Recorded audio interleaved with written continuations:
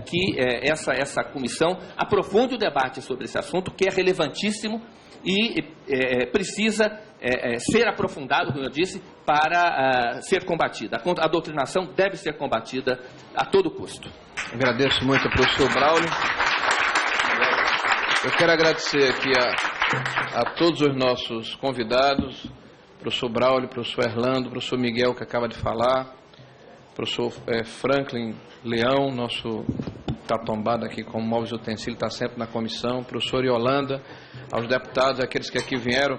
Eu vou fazer um fecho rápido aqui, tentando fazer os 5 minutos também, tá, gente? Já está bastante adiantado. Primeiro, eu lamento que algumas pessoas já tenham saído, inclusive aquelas que fizeram algumas inquirições. Então, a primeira questão que eu quero colocar é que a doutrina de gênero existe, sim.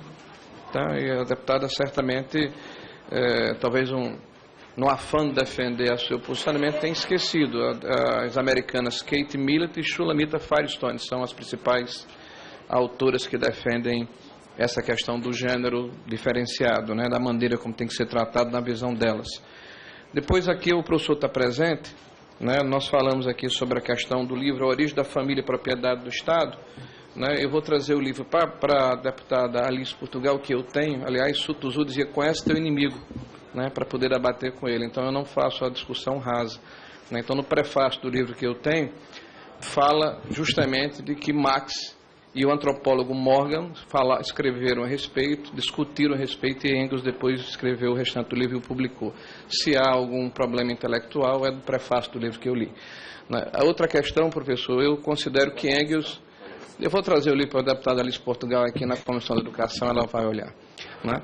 Depois, o Engels, quando faz a crítica que eu relatei aqui sobre a questão do capital, ele fala sobre a questão de que a família patriarcal é o gênese, sim, do capitalismo e da relação de classe na época. Eu li, tenho uma interpretação a respeito e respeito a de Vossa Excelência, mas eu não faço a discussão rasa, né? Eu leio e me informo para poder discutir a respeito dos assuntos que eu trago aqui para essa comissão.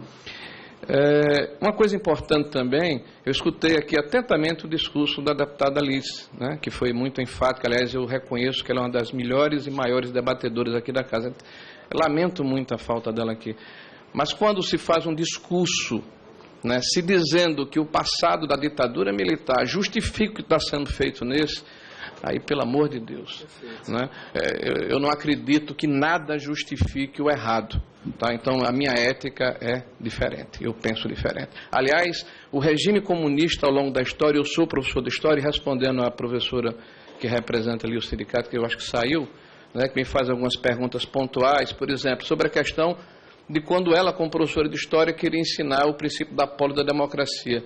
Há direitos fundamentais universais que devem ser levados em consideração em qualquer aspecto. O Holocausto, sim, tem que ser combatido. Não matou 1,5 milhão, não, matou 6 milhões de pessoas, né? É evidente que o processo da democracia, houve uma gênese nesse processo de nascimento da democracia brasileira, universal, da nossa civilização cristã ocidental, que passa, inclusive, pelas guerras persas e medas. Eu sou professor de história também. Quando você começa a querer discutir qual é a lógica do fundamentalista religioso que está no Oriente Médio, que é diferente da nossa, então comece a ler a história a partir das guerras pérsicas, das guerras médicas.